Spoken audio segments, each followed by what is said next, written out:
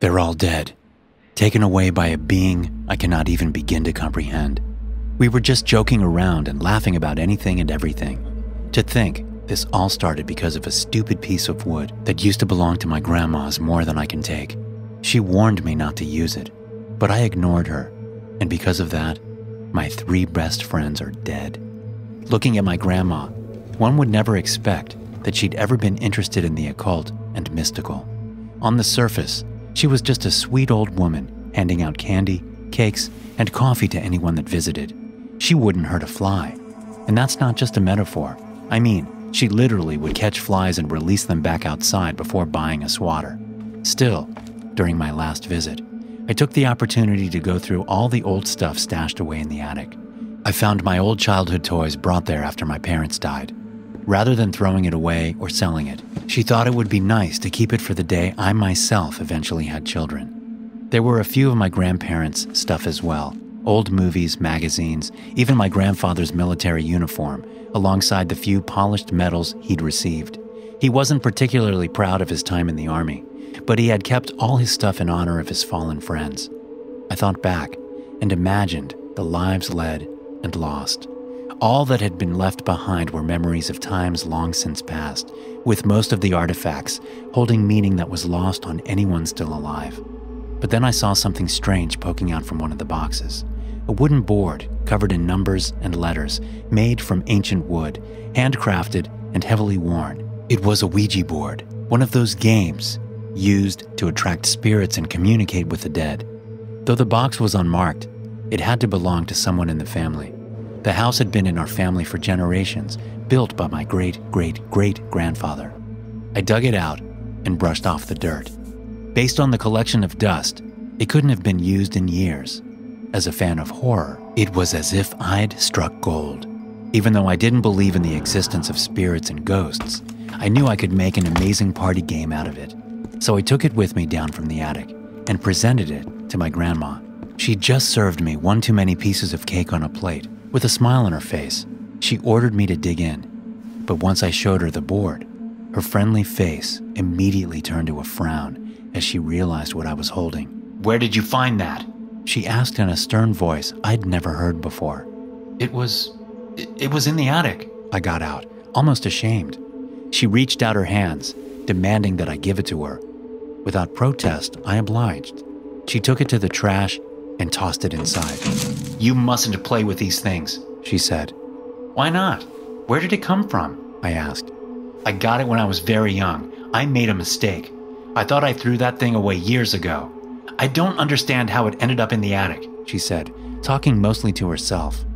I pressed a bit further, but she refused to answer any further questions about where the board had come from and what had happened. The visit fell into an awkward silence following that.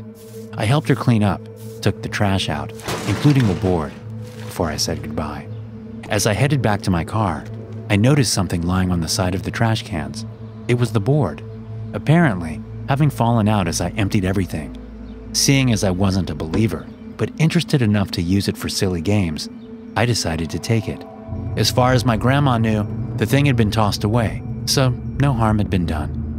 Once the weekend came, and we got a break from the harsh studying at college, I decided to invite 3 of my friends over for a night of drinking and jokingly contacting the spirits from the afterlife. Ollie, Jess, and Nikki were always down for a few beers and maybe a couple of shots. But once I hit them with the surprise of a Ouija board, I was met with a mixed set of responses. Jess had always been the kind of girl that checked her horoscope and avoided walking under ladders. She was a lot of fun, smart, but equally superstitious, a trait she'd gotten from her family. Nikki and Ollie, on the other hand, were jokesters, such as myself, hardly taking anything serious unless they absolutely had to. Initially, Jess was against the idea, but with Ollie's charm and a bit of unfair peer pressure, we quickly convinced her to give it a chance, if only for a few laughs. I handed Nikki the board so she could get a closer look before we began. "Whoa, that looks pretty cool. Like a legit Ouija board. Wait, what's this?" she asked. She turned the board around, revealing text I hadn't seen before. The first time I'd held it, I could have sworn the backside was empty, but there was something there, clear as day. "Rules," the title read. "Read them out," Ollie demanded. Using a fake, creepy voice, Nikki started reading the rules out aloud. Rule 1. Don't use this board during a new moon. The spirits don't like it. Rule 2. Only contact ones that have passed. Do not attempt to contact spirits beyond your understanding. You will not be able to handle it. Rule 3. Do not start the session before the clock strikes 3, and never end the session before the hour hits 4. It had just passed midnight, which meant we still had a few hours to drink before playing the game. Sufficient amounts of alcohol would allow us to let our fantasy run wild while also suppressing some of the horror. So the night went on, and we just enjoyed our time together, trying to push back the thoughts of exams and assignments. Every now and then, I'd peek at the time, which quickly approached 3. Once it finally read 3, I put the game down in front of my friends. Are we ready for this? I asked. Who do we contact? Jess asked nervously. Don't think it has to be anyone specific. We just ask if any dead people are still hanging around, Ollie suggested. So, what do we say? Nikki asked. I took a moment to think, summoning the few hazy memories I had of watching movies with Ouija boards in them. But with my alcohol-riddled mind, I just ended up blurting out, Is anyone there? We collectively put our hands on the planchette, which is the thing that slides around the board, and waited for it to move over the board. But nothing happened. Then Nikki decided to ask, Dear people who have passed on this campus, if anyone is still listening, please make your presence known. I guess no one ever died here, Ollie joked. I would have thought plenty of students died of boredom during Mr. Ford's shitty history lessons. Let's summon something else then, Nikki suggested. Wait, we're not supposed to, Jess tried to say, but Nikki cut her off. Oh, come on. It's not like it's actually real. Without giving anyone a chance to interject, she asked another question. What otherworldly beings share this space with us? With that, I felt a small pull in the planchette as it started sliding across the board. First it hit M, then it slid over to A. The 4 of us looked around at each other in disbelief, silently begging for the others to cut the crap and let us all in on the joke. Mantis, the board eventually spelled out. What the hell does that mean? Is that a name? I asked. No one knew, but common sense had already given way to curiosity, so Nikki kept asking. What are you? She asked. Once again, the planchette slid across the board. God, it spelled out letter by letter. I am awake. No sooner had the entity spelled out the last sentence than the lights in our dorm started to flicker. They went out for just about 3 seconds, at which point we all let go of the planchette in shock, all except for Jess, who remained frozen in fear. Within seconds, the lights flickered back to life, and I let out a breath of relief, feeling stupid that I'd let something so dumb get to me. Nikki and Ollie chuckled alongside me, but Jess was still holding onto the planchette, sobbing and breathing heavily. Jess, you all right? I asked. She didn't respond. She just kept sobbing where she sat, her head lowered with her hair covering her face. The first emotion that hit me was guilt. We'd clearly gone too far considering her beliefs. It's all fine, Jess. It was just a short blackout, Nikki said, trying to comfort her. Get her some water, she ordered as she gave me a brief, demanding look. But before I could get the chance to turn around and walk away, Nikki let out a confused gasp. Why do your tears look like that? Jess's tears were black and oily, not akin to makeup-covered water, but tar. Ollie removed Jess's hair from her face and gently lifted her head up. The dark tears streamed from her eyes, but despite the obvious sobs, her face was absolutely rid of any expression. She just stared ahead as the sounds came from her throat. No matter what we said, she didn't respond. More and more tears fell from her eyes, leaving a strange black trail on her face before they dropped onto the floor. A few landed on Ollie's hand, at which point he winced from pain. What the hell? He said as his voice trailed off. Fuck! Get it off me! Get it off! He started clawing at his own hand, digging his nails into his own flesh where the tears had hit. Long, deep gashes formed, with blood pouring out onto the floor. Ollie, stop it! I screamed, but he was too intensely focused on his arm. I tried to physically stop him, but he was a far larger man, easily shoving me away. He went to grab the sharpest object he could find, which turned out to be a key. Then he started stabbing himself in the arm, desperate just to remove his own limb because of the tears that had landed there. Nikki had fallen into full-blown panic and rushed for the door. As she opened it, nothing but a dark void was revealed on the other side. It was as if the entire world outside had simply been erased. She She then rushed to the windows, pulled the blinds away to be met by exactly the same sight. What the fuck is happening? She screamed, but the darkness outside got to her and she went into shock. I didn't know what to do. I just stood there and stared at Ollie as he mutilated himself, and Jess as a puddle of disgusting black liquid formed on the floor. It was starting to come out from her mouth as well, but then I noticed the Ouija board. The cup had started to move all on its own. It shot with rapid speed between letters, barely giving me enough time to read it. "Thank you," it started. "I have been released." It was as if I could hear the voice inside my head as the words were spelled out. Released from where? I just asked instinctively. "From hell," it responded. With the final letter shown, everything in the room fell silent. I looked over at Nikki and realized she'd frozen in place, just staring out the window. Jess had stopped crying, and Ollie was sitting on the floor with a half-amputated arm, not even reacting to the blood loss. What are you going to do to me? I asked. The planchette started moving. "Only 3 were needed," it responded. And now? "Now it begins," it said. "What does?" "The end." The end of what? I asked, but no response ever came. The bodies of my 3 friends all fell limp on the ground, and I could feel the entity vanish from the room. I went to check on them, and though they were alive, they weren't responsive. Then I peeked back out the window and saw the familiar night sky with a bit of nature on the other side. It was over. I called an ambulance as well as the police before I collapsed from shock in the hallways outside. Nikki, Ollie, and Jess all ended up in comas. I went to visit them, but the doctors weren't all that hopeful. Despite being physically healthy, they just won't wake up, and they all have that strange tar-like substance dripping from their eyes and mouth. The police did a thorough investigation and cleared me of any wrongdoing. Officially, the event was listed as a case of mass hysteria, but I know better.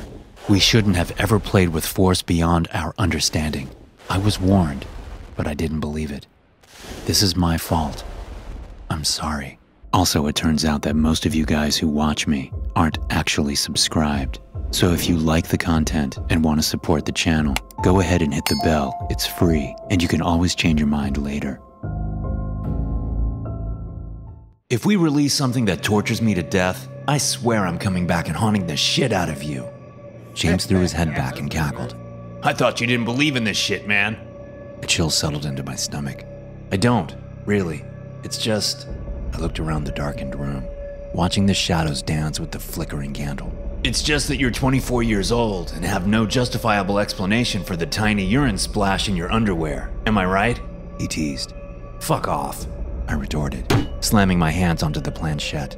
I looked at the letters splayed out before me, then up at Luke, who was on the other side of the table. He stared back, one eyebrow raised. Okay, he answered, placing his own fingertips on the opposite side. Let's see what happens when we play with a Ouija board. I asked aloud. Is anyone listening? At first, nothing happened. I had opened my mouth to say how stupid the whole idea was when the planchette moved softly. Are you? James asked, his face slack. I shook my head as the planchette stopped at the letter I. I wasn't the one to halt its progress, but I felt the change in force. James's face reflected the dread running through me. I felt empty, like the energy was being siphoned through my fingertips and into the board. He stared at the roving pointer, mouth agape, nearly drooling. I am Evie. Yo, this isn't funny, Luke, James whispered. Evie's been dead. What, week? I blinked in an attempt to hide my tear. Yeah, I gasped. 1 week tomorrow. It wasn't an accident.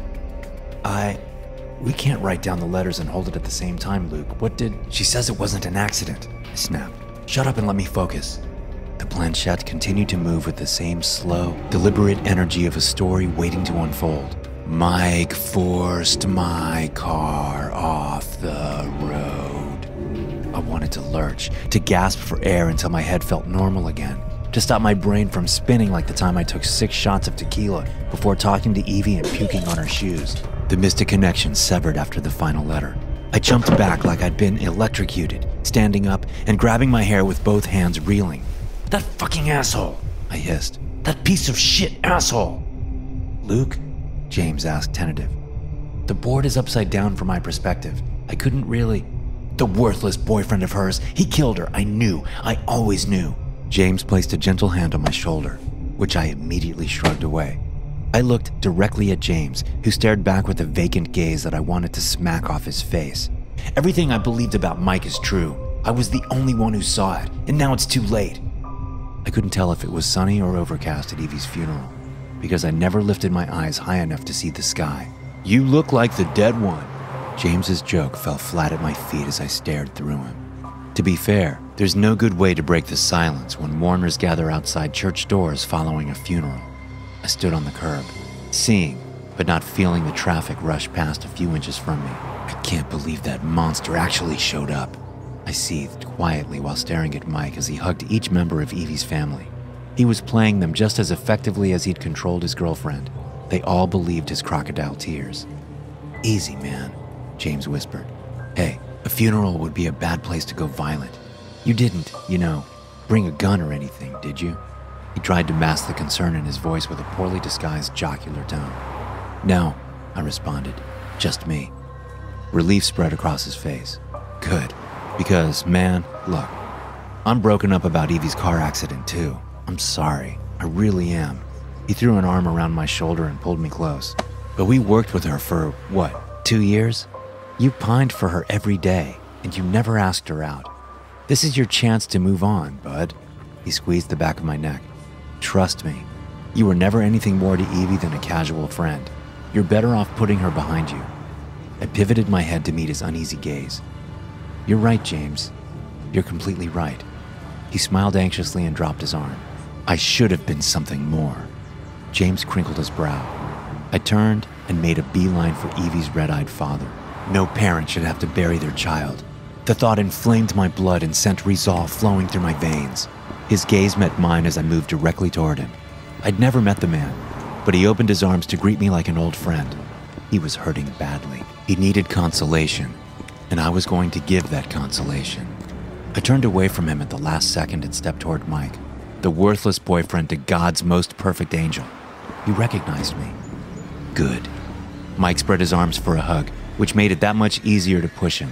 The 1913 bus was shooting down Crestwell Avenue right on time, doing at least 40 as it barreled toward a green light. My timing was impeccable. I was able to enjoy half a second of dawning realization in Mike's eyes as he pitched backward and disappeared beneath the wheels of the bus.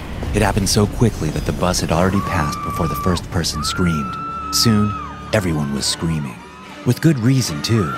Movies always leave out the aftermath of an auto accident. Mike's torso had been squished open. Several destroyed organs had slipped out and smeared across the asphalt, the most noticeable of which were his intestines. They spread out like a mess of angel hair pasta and mushroom marinara. The large intestine had burst, and a line of feces was squirting from the broken part like an exploded toothpaste tube. His right hand was smashed paper-thin like a cartoon. The left leg had bent unnaturally, with his foot pressing against his ear. He looked up with genuine confusion, eyes unable to focus. The lack of mental clarity likely came from the fact that his brain was now dripping down the side of his face like ice cream melting in the hot, hot sun. A chorus of vomit erupted from all angles as a woman ran to the street, screaming, "My son! What did you do to my son?" She promptly slipped in his feces and hit her head on the asphalt with a sickening crack. "Holy shit, Luke! It was a joke!" I turned around to see James, tears streaming down his face, eyes glued to what was left of Mike and his mother. "The Ouija board thing was a joke! I was moving the planchette. Mike was a good guy, you fucking psycho!"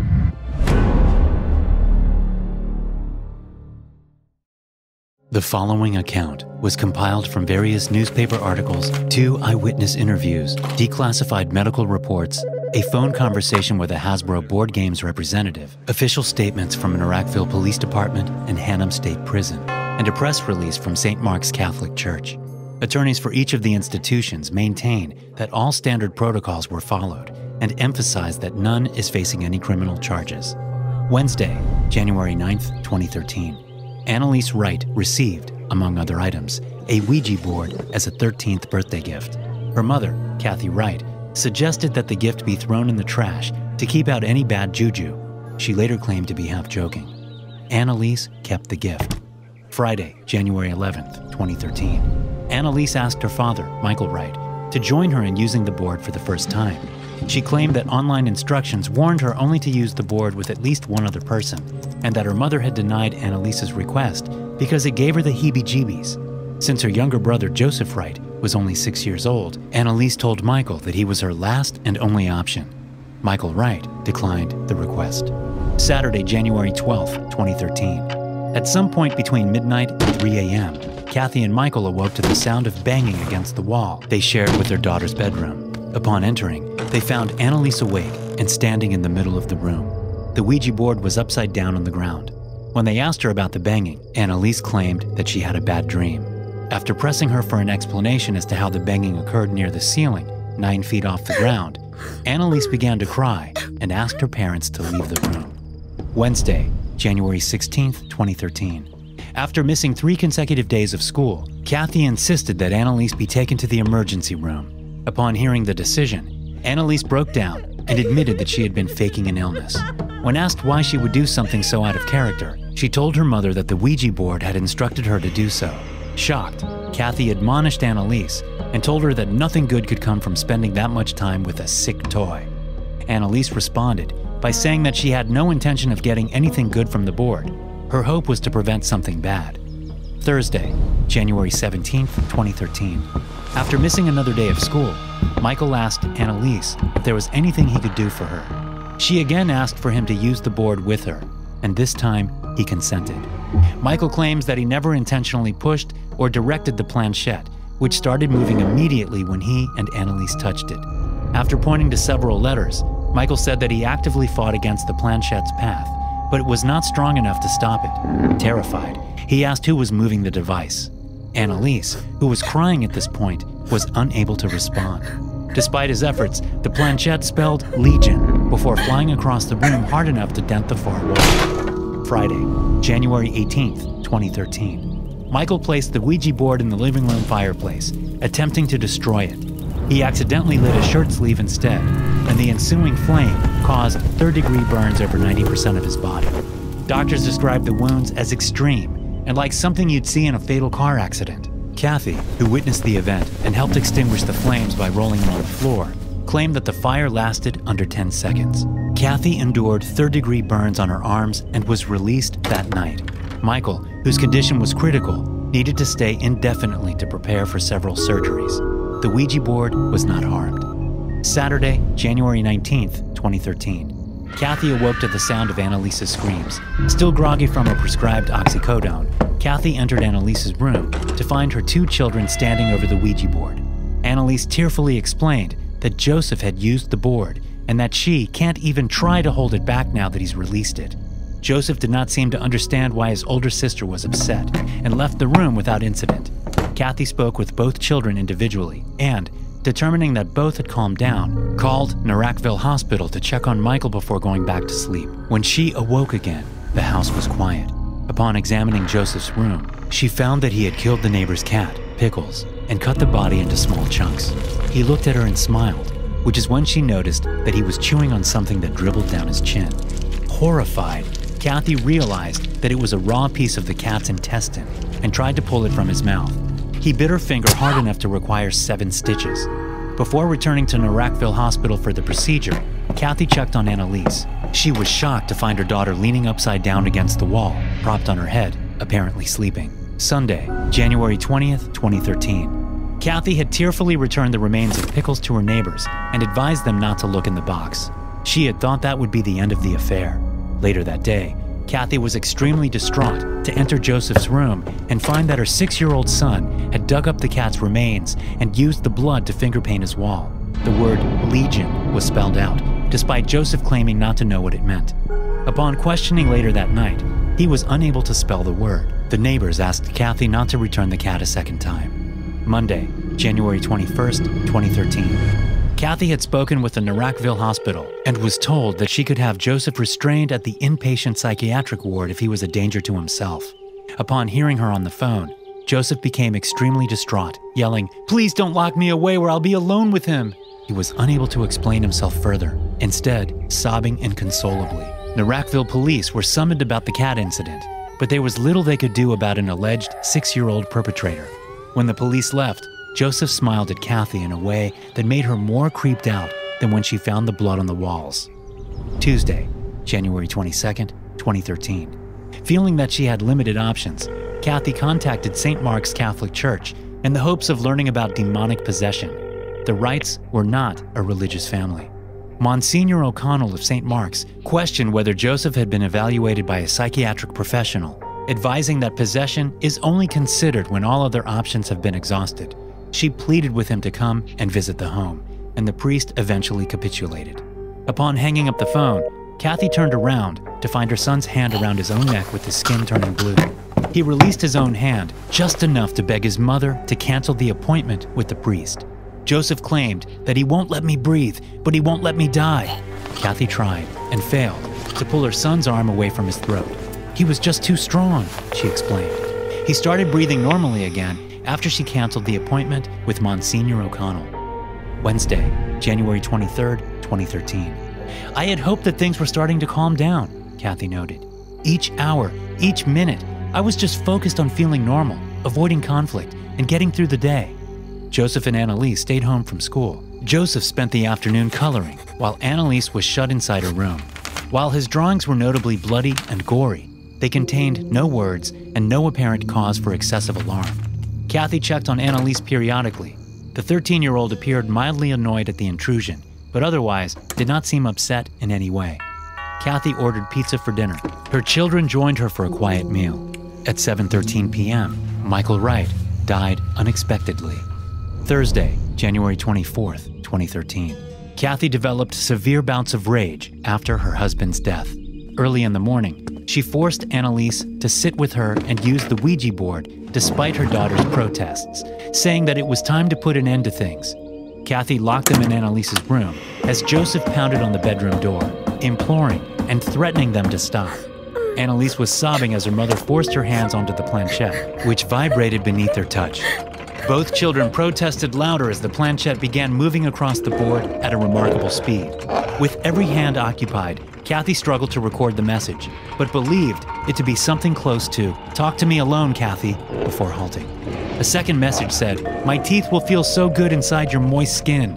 The planchette then flew across the room and cracked the same wall it had dented. Notably, it was also the wall separating Annalise's bedroom from that of her parents. Annalise ran from the room, colliding with her brother as she exited. It took several seconds for Kathy to realize that Joseph was strangling Annalise. Kathy immediately intervened, but claimed that somehow this 6-year-old was stronger than my husband. She was unable to save Annalise. Norakville police initially suspected that Kathy had killed her own daughter, but were unable to explain Annalise's dried blood under Joseph's fingernails. The nail marks matched the neck wounds documented in Annalise's autopsy. Kathy did not immediately call 911, claiming that she already knew my daughter was dead. Instead, she instructed Joseph to wait downstairs while she had some time to herself in Annalise's room. She claimed that it was the happiest she'd seen Joseph since his father's death. There is no evidence of what Kathy did in Annalise's room. Investigators noted that the Ouija board was found on the girl's bed, with the cracked planchette pointing to the letter N. Kathy claimed that her last words to her son were, "I'm so sorry, baby, but this is the only way to set you free." Joseph's death was ruled a homicide by strangulation. Friday, January 25th, 2013. Kathy waived her right to speak with an attorney present. "There's nothing left in my life worth fighting for," she explained at the beginning of the interview. Much of the preceding information was taken from Kathy Wright's narrative. She was charged with 1 count of homicide for the death of Joseph. The district attorney conceded that, despite her unlikely account, there simply wasn't enough evidence to charge her with the murder of Annalise. Saturday, January 26th, 2013. Kathy Wright was placed on a 24-hour suicide watch. The effort proved unsuccessful. Her body was found in a locked, guarded prison cell after the guards heard her screaming. They claimed that their keys were somehow unable to open Kathy's cell door, and that she was too far away for them to reach through the bars and offer assistance. One guard, who spoke on the condition of anonymity, claimed that it seemed like something invisible was in there with her, tossing her body around.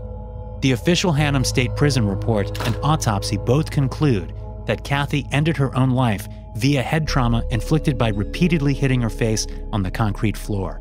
The autopsy took special note of the fact that such a degree of self-inflicted wounds is extremely rare, as most people lack the pain threshold needed to sustain such attacks for any length of time. Kathy destroyed all of her teeth during the incident. The guard's keys worked as soon as Kathy stopped moving. Medics had already been called. She was pronounced dead in her cell. Despite the bizarre nature of Kathy Wright's death, the autopsy noted that the most inexplicable detail is the puncture marks, several of which were spread across her body. Due to the shape, depth, and alignment, the only consistent explanation would be that, at the time of her death, Kathy Wright was being lifted by an animal's jaw. Thanks for watching. Be sure to subscribe and smash that like button to get notified every time I upload a new video. You can also check out some more of my animated horror stories right here.